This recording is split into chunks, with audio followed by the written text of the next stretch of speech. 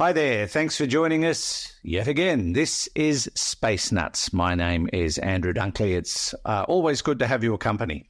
Coming up in this episode, we are going to be fixing thrusters on Voyager 1. Yep, they had to call roadside assistance, and it worked.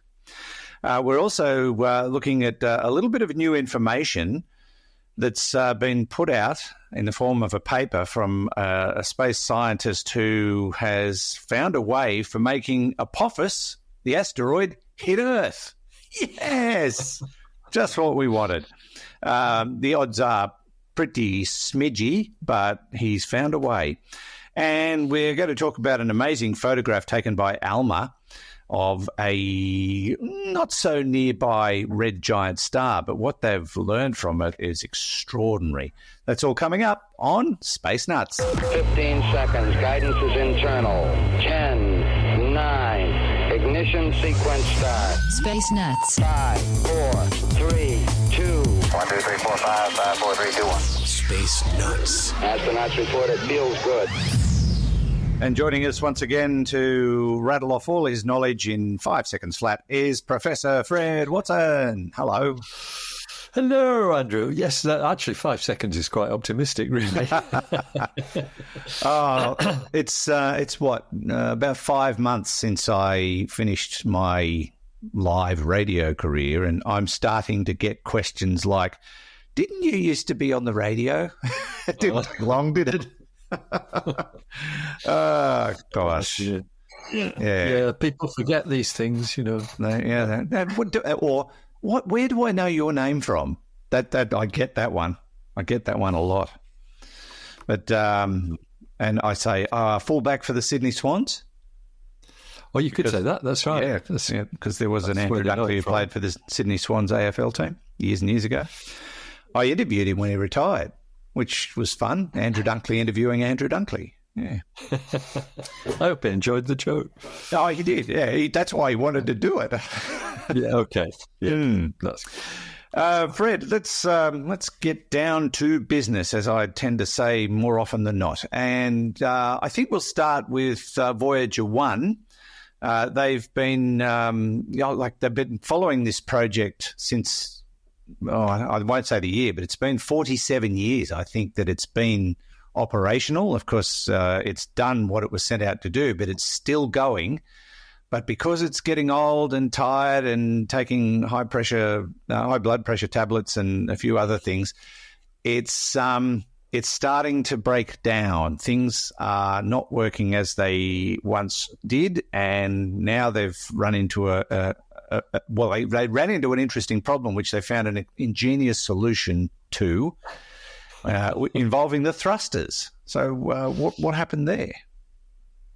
It's absolutely true. This is a story that, it's a delightful story in that it's got so many different twists and turns, and just gives you an illustration of how ingenious space engineers can be. It's really quite remarkable.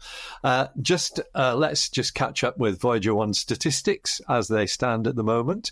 It is a distance from the sun is 164.682 astronomical units, which means basically it's a long way off. One astronomical unit is 150 million kilometers.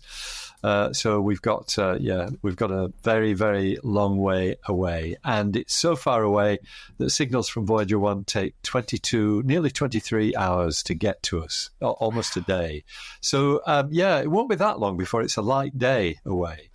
And its speed, still the fastest object leaving the solar system, 16.931 kilometers per second relative to the sun.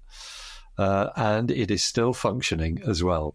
And yes, 57 years is correct. It was launched almost to the day, actually. It's September the 5th, 1977 was the launch date. So what's the story? Well, it is that the probes, both Voyager probes, they have 3 sets of thrusters, and these are small rocket motors. There are 2 sets that give you attitude adjustments. In other words, how the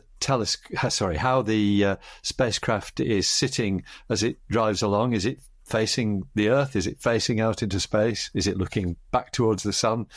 And so 2 of them do that. And then there's a further set that does what's called a trajectory correction.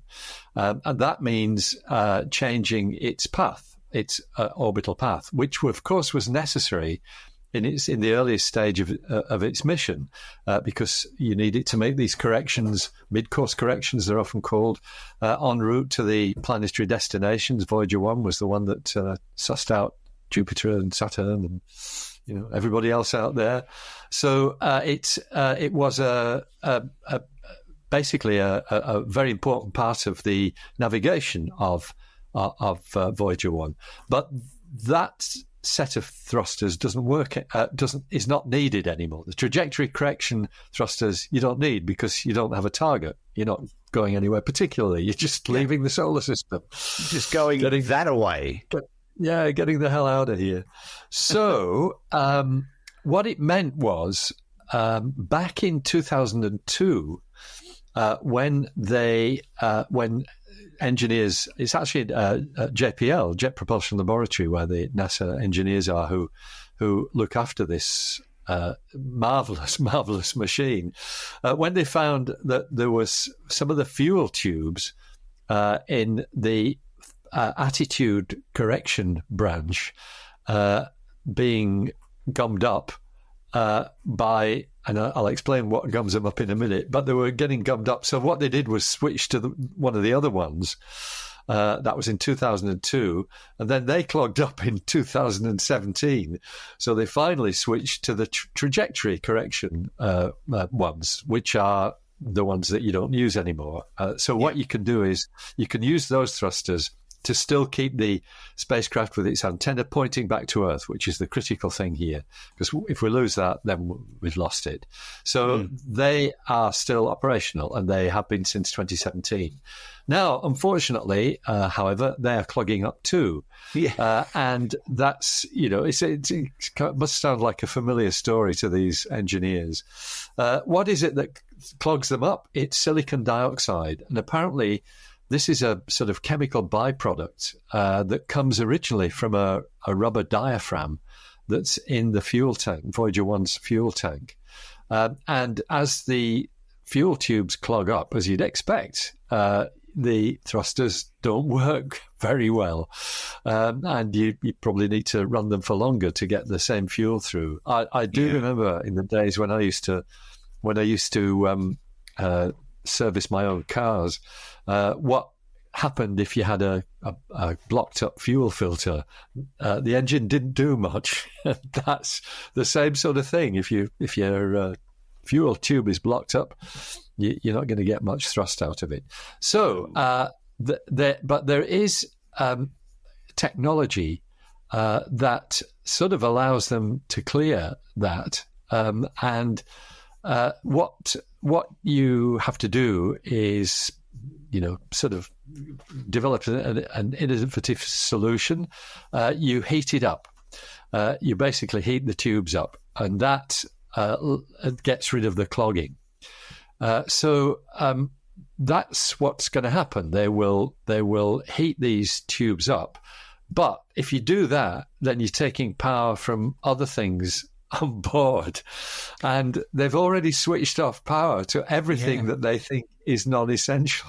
So and so it's running all its what are perceived to be essential components.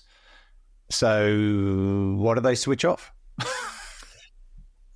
That's right. And so, what they've done is they have, and I should explain that the power for these heaters actually comes from the little RTG, the radioisotope thermoelectric generator, which is a bucket of plutonium, basically. And so what they've done is that they have decided, rather than turn off the power to one of the instruments and risk it not coming back up again, which is kind of what happens with old electronics. I'm always reluctant to turn off my old computer in case it just doesn't switch back on again. So rather than do that, they're going to do something a lot more straightforward in a sense, but perhaps more risky. They're going to turn off one of the spacecraft's main heaters. And these are heaters that just heat the general electronics. And they think they can do that for an hour, which means that they've got enough power to heat up the thruster fuel lines and get rid of the clogging. If they can do that for an hour, then they think they'll fix it. But you only lose the spacecraft power for an hour, the main spacecraft heating power, and then you put it back on again. So that's the plan, or that was the plan, because in fact they've done it. They did it on August the 27th, and they confirmed that the thruster was back in action and keeping Voyager 1 pointed back towards the Earth. But the reason why I've dwelt on this story, Andrew, apart from, filling up the time that we have to fill up for your radio show, is because it just shows, the sort of steps, the logical steps that go into what engineers do to keep things working. When you think something that far away, 164 times as far away from us as the Earth is from the sun, you'd think something that far away, you just give up on. You say, no, there's no way we're going to fix this. Yeah. But it hasn't, and it's still going strong. It's amazing because they never would have anticipated this scenario, because it never was designed to last this long or to go as far as it's gone, although they probably anticipated that it might do that. But they probably didn't think it'd still be operational to a certain degree. And yet it's still out there. So is Voyager 2. They're plodding along beautifully. I worked it out, Fred, and I don't know how to say this because English and Australian terminology is different from US. But based on my calculations, it's 24,600 million kilometres from Earth. Yeah, I think that's about right. 24 million. Yes. 24 billion or, thereabouts. Mm. It's a long way off. And as you said, 47 years, it is extraordinary. So the instruments that are still sensing what's going on out there, I think there's things like magnetometers that are measuring the magnetic field. That's how they know that they're beyond the sun's sphere of magnetic influence. So all that's why Voyager 1 is still worth keeping going. It will eventually, however, fade out because the power coming from the radioisotope thermoelectric generator is now much, much less than it was at the start of the mission. It's a plutonium-238 heat element, basically. The decay of that plutonium dies down. It's got a certain half-life. I can't remember what it is. But the bottom line is, I think by about the mid-2030s, we expect that there simply won't be enough power even to keep those few instruments going and run the transmitters to send the signals back to Earth. So we will probably lose Voyager 1 and Voyager 2 somewhere down the track, which will be a very sad time because it's just been part of everybody's life, half a century nearly. Yeah. It's hard to know how much life they've got left in them. I guess they could take a punt and say, we might get another decade or 20 years. Who knows? It's it's gone way beyond its use-by date, so they can't complain. Yeah. They can't complain at all. It's been extraordinary. And hats off to Roadside Assistance. They did a terrific job. From a laboratory in California. Good job. Brilliant stuff. If you'd like to read that story, it's on the scitechdaily.com website. So this is Space Nuts with Andrew and Fred. 3, 2, 1. Space Nuts. Now, Fred, to something a little bit more dark and foreboding, and that is a very aptly named asteroid called Apophis. Now, this one's been in the news on and off for quite a while now. Of course, the popular press is always going with the headline, Apophis headed for Earth, which always scares the bejeebies out of people. But it was determined that it probably would miss the next 3 passes. But now somebody else has gone, hang on a minute. It will miss us, but there are scenarios that will cause it to hit us. What? Possibly, this guy's got way too much spare time, but I'm kind of glad he has, because you have to consider all options. Yes, you do. That's right. It's absolutely right. So this is a scientist at the University of Western Ontario in Canada, and essentially the work that has been done is to confirm, yes, that at the moment the near passes of Apophis, which are in 2029, 2036 and 2068, will not cause an impact with Earth. They're close passes, but won't be an impact. What he said, and his name's Paul Wiegert, he says, but wait a minute, yes. What if something hit Apophis? And what are the odds of a smaller object hitting it and changing its course just enough that it would put it on a collision course with Earth? So it's a what-if scenario on the grand scale, I guess, because this is quite significant stuff. Apophis is, I can't remember its diameter, but it's big enough to make a big mess of parts of the planet if it hit. So what he did, and as you would when you embark on a study like this, it depends. The outcome of a collision depends, first of all, on how big the object is that you collide with, and secondly, what speed it's going at, because both of those things would produce different effects. And so what Paul did was to look at different scenarios, and he started off with asteroids, and this is a very small asteroid, 60 centimetre asteroid, which I would call a meteoroid, actually.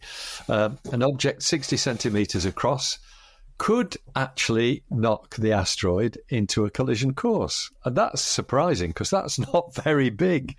No. And again, it depends on how long you've got. You know, if that happened now, then you might get a collision in 2029. If it happened in 5 years' time, it might not, because there's that sort of duration that it takes for the orbital characteristics to change.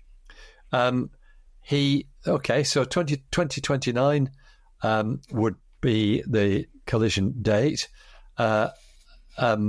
for maybe that small object, but more likely, if you up the size a bit, then he thought about things 3.4 meters across. That's a significant piece of space rock. That could move it to a collision course by 2029, so it could change it dramatically. And then basically what he did was he estimated how many objects there are of that sort of size that could do the collision, and then he basically used that number to calculate, and I think this is a 3.4 meter one scenario, that took that number of objects, which we can estimate quite accurately, and discovered that if he calculates the odds of one of those objects hitting Apophis, this is just hitting it, not necessarily moving it into a course to hit the Earth. Just hitting it would be 1 in 100 million. So it's pretty low odds that Apophis will be hit by anything else. And then he said, well, for it to hit the Earth, for it to make Apophis hit the Earth, that collision's got to be at just the right angle too. Yeah. And so what's the odds of it hitting at the right angle? Well, they are 1 in 2 billion. And so, that's that. And then on top of that, you've got the chances of a collision like that making an impact with Earth being 1 in 1 million. So you've got to multiply all those together, which now 1 in 2 billion times 1 in 1 million is a lot, and then 1 in 100 million is a lot more. So the chances are very small. The increase in statistical probability that Apophis will hit the Earth. So at least he's done it. He's done the calculation, and he's shown that the risk is very small. It's minuscule, but yeah. So for it to happen, you've got to have one thing happen at the right angle to make another thing happen at the right angle to make another thing happen, which is impact, happen at the right angle, and put it all together, and it's a squillion's worth of probability. That's right. Yes, we've got a lot of zeros there. I couldn't help myself, Fred. I had to go through the news headlines on this story, and most of the news outlets and science outlets are basically, playing a straight bat. Asteroid Apophis won't hit Earth in 2029 unless this freaky scenario plays out. That's one headline. Okay, yeah. God of chaos asteroid Apophis could still hit Earth in 2029, study hints, but we won't know for 3 more years. That's a bit of creative license. Odds of asteroid 99942 Apophis striking Earth slightly higher than thought. Okay, that's a straight bat. Simulation shows what would happen if God of Chaos asteroid collided with Earth. Yeah, okay. Not really. Yeah, each way bet. Astrophysicist predicts slightly higher chance for major asteroid impact in 2029. I'll go down to one of the ones I really like. This one. Large asteroid hurtles towards Earth. ISRO warns worst case scenario. They're not hiding behind the truth much. They're not. God of Chaos, the most hazardous asteroid that could hit Earth. New study reveals shocking possibility. Yeah, I love that. Yes. You can put it all in a headline, and you can either tell the truth or you can just leave a bit out that still the truth, but sounds much more horrifying. I'm not sure I'm shocked by what I've just talked about. No. Yes, but, it's a non-zero statistic, so that's a shocking possibility. Well, yeah, non-zero statistics are always a bit scary, depending on the thing that you're talking about, I suppose. But when it comes to getting obliterated by a rather large asteroid, this one's pretty big, isn't it? It's yes, I can't remember offhand. Is it a kilometre or thereabouts? I think it is. I'm going to have to look it up now. Have a look. Put me out of my misery. Well, it might take me a while. Let's see. Oh, here we go. It is 370 metres. There you go. Okay, third of a kilometre. That's still big enough to be very hurtful. Yeah, we know about it. Could do some damage, that one. If you'd like to read about Apophis, just do a search for the current news online. It'll pop up on just put shocking platforms. News. Yeah, just put shocking news about Apophis. I love headlines. Actually, I think people with the best jobs in the world are sub-editors because they get to write some really cool headlines sometimes. They come up with some real pearls. This is Space Nuts. Andrew Dunkley with Professor Fred. 0G, and I feel fine. Space Nuts. Finally, Fred, to a festering pustule in space known as a red giant. That sounds like a headline, that. It does, doesn't it? But this is a particular star that's caught some attention because they've managed to get a really good look at it, and it's showing some amazing activity, I suppose. This is something that was captured by Alma, and it's the R Doradus star. It's pretty big, this one, much bigger than ours, thank goodness. It is. It's a red giant star. It's actually one of the things that's really interesting about this story is that the star has about the same mass as our sun, and even though it's a much bigger star, its atmosphere is very rarefied. It's about 350 times the diameter of the sun. But it's got a similar mass to the sun, and that tells you that what we're seeing with this star is pretty well what the sun's going to do at the end of its life in 4 billion years' time. So this is foretelling what the future will be. You're quite right; it's sort of in the middle distance, about 180 light years away. R Doradus in the constellation of Dorado, Southern Hemisphere constellation, and it has been imaged, as you quite rightly say, by Alma, the Atacama Large Millimeter Array. So these images are not visible light that we're talking about. They're in the very high frequency radio spectrum. And what they've done is actually image the disk of the star, which is fantastic. I mean, stars are so far away that the general rule is that no matter how big your telescope is, you're not going to see detail on the star. And there are a few exceptions. Betelgeuse, we think we can see detail on when you image it with VLTI, the Very Large Telescope Interferometer. That's at Cerro Paranal in northern Chile, run by the European Southern Observatory.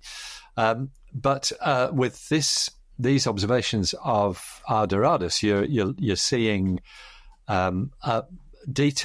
fairly fine detail on the surface of this star.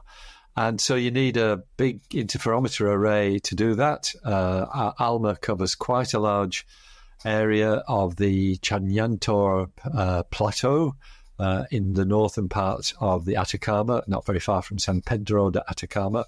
Very high up, it's about nearly 5,000 meters, the telescope. And so its capabilities are really quite outstanding.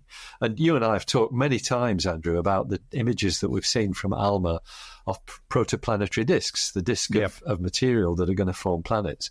This time it's turned its attention not to the disk around a star, but to the star itself. And what they've revealed is these hotspots on the surface of the star.